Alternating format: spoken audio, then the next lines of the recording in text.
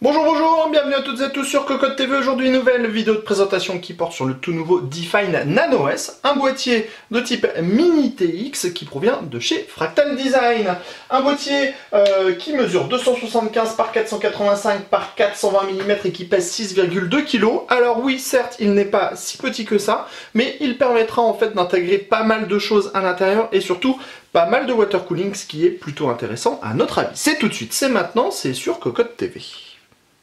Nous voilà donc devant le petit Nano S. Sachez qu'en gros, il est 50% moins encombrant qu'un Define S classique. Donc en gros, il est vraiment plus petit. Ça se voit, si on met ma main à côté, on voit que c'est vraiment un boîtier qui est assez peu encombrant, même si c'est pas l'impression qu'il donne au premier abord. Après, bon, on va vous parler du style, mais on va vous dire que comme d'habitude, c'est du Fractal Design, donc c'est bien fait, c'est joli, on a une peinture de bonne qualité. À l'avant, on a cette porte qui est en imitation aluminium. Pas de souci à ce niveau-là, on a les diodes d'activité, le panneau de contrôle sur le dessus, on va y revenir, les ouïes pour les aérations. Alors, on va justement passer sur le dessus directement. On va changer un petit peu notre ordre de présentation par rapport à d'habitude. On a ici donc le panneau de contrôle, le power on, le reset, les entrées-sorties audio, deux USB 3.0. Ensuite, en dessous, on a un mot du vent, mais on reviendra tout à l'heure sur le mot du vent parce que pour pouvoir le retirer, il faut aller à l'intérieur du boîtier. Donc, à l'avant, on vous a déjà dit tout ce qu'il y avait à dire. Sachez que derrière on trouve un ventilateur de 140 mm, on pourra mettre deux ventilateurs en 140 mm ou deux ventilateurs en 120 mm et qu'on aura une compatibilité radiateur de water cooling en 280 mm maximum, 240 mm dans le haut.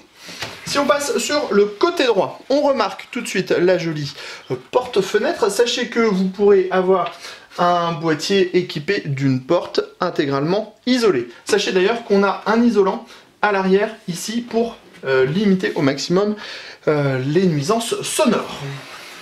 Si on passe à l'arrière, schéma classique mais en ITX avec ici l'emplacement pour la plaque IO-Shield de la carte mère, ici l'emplacement pour le ventilateur de 120 mm avec un ventilateur de cette taille et la possibilité de jouer sur 3 cm de hauteur, deux slots d'extension avec des caches blancs, ça c'est logique puisqu'on est chez Fractal. Ensuite on a ici l'emplacement de l'alimentation avec une petite mousse pour limiter au maximum les vibrations. Côté droit, on trouve la porte noire, peinture très bien appliquée, les ouïes d'aération de nouveau. Si on passe sous le boîtier, on va trouver comme toujours chez Fractal les pieds de type IFI qui sont recouverts de caoutchouc et on a ce grand filtre qui protège toute la partie basse de l'alimentation. On a ici la grille à destination de l'alimentation justement, et ici une grille qui permettra en fait de jouer sur l'emplacement de votre pompe ou alors d'un disque dur, puisque ça sert de support pour les pompes ou pour les disques durs. Maintenant qu'on a retiré le cache en dessous, on peut s'intéresser à la partie avant. On tire, ici on a l'isolant type goudron tissu, et on a ici le second filtre. On le voit, le filtre il est de type textile, donc c'est vraiment intégralement filtré sur le dessus et en dessous. Ensuite on a ici le ventilateur de 140 mm, la grille qui sera capable d'accueillir deux ventilateurs en 140, deux ventilateurs en 120 ou alors un radiateur de water cooling en 280 mm maximum. Ici on le voit, on a une grille, elle est derrière le plateau, ce qui veut dire qu'on a aussi beaucoup de place derrière le plateau, du moins à cet endroit-là. Pour remettre le tout en place, c'est facile, vous voyez.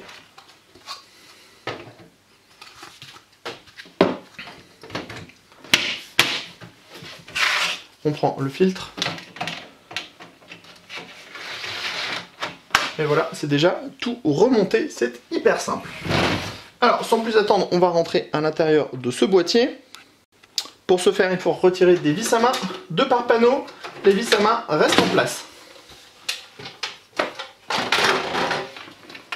Alors, pendant qu'on retire les mains, on va vous parler du prix. 69,90 € pour la version tout isolée sans fenêtre et 74,90 € pour la version avec fenêtre. On retrouve un isolant à l'arrière de la porte de gauche.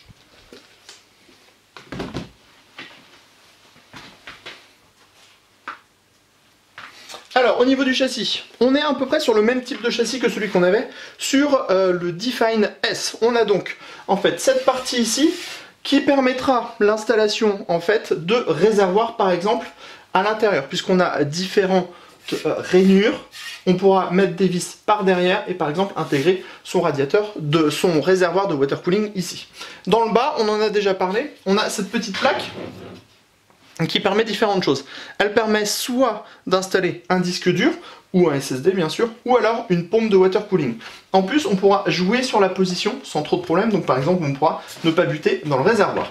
À l'avant, on l'a déjà dit, on a un grand ventilateur de 140 mm, on pourra en mettre un second, ou un radiateur de water cooling en 280 mm.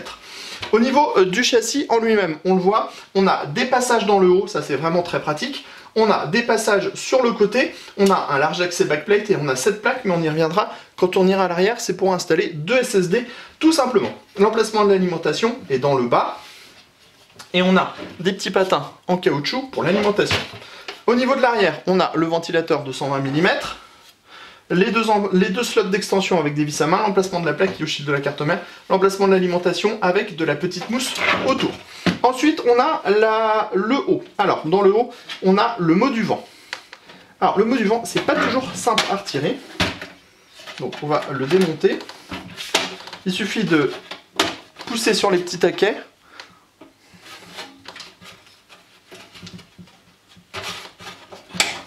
Voilà, hop. Et le mot du vent est hors du boîtier. Le mot du vent, il est également isolé avec une mousse acoustique. Ensuite, au niveau de la grille, Fractal nous propose 2 fois 120 mm ou 2 fois 140 mm. Attention, la compatibilité radiateur de water cooling est donnée pour 240 mm maximum.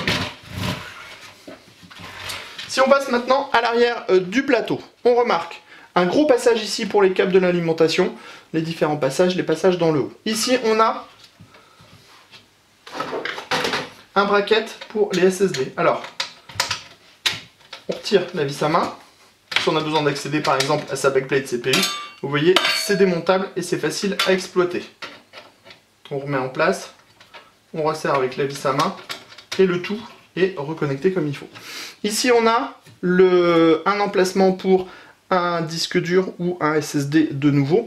Et on le voit, on a beaucoup de place derrière pour pouvoir mettre facilement ces câbles. Enfin, Fractal nous propose des scratchs et ça c'est toujours pratique pour pouvoir refaire les regroupements au niveau des différents câbles qui sont nécessaires pour alimenter votre alimentation. Le tout est au format ITX comme on l'a déjà dit et on pourra mettre une carte graphique full size sans problème puisque on a quasiment 400 mm de disponible. Alors on vous donne rendez-vous prochainement sur cocotland.com pour le test complet de ce Nano S et sur Cocotte TV pour toutes nos prochaines vidéos. Sur ce on vous dit à très bientôt.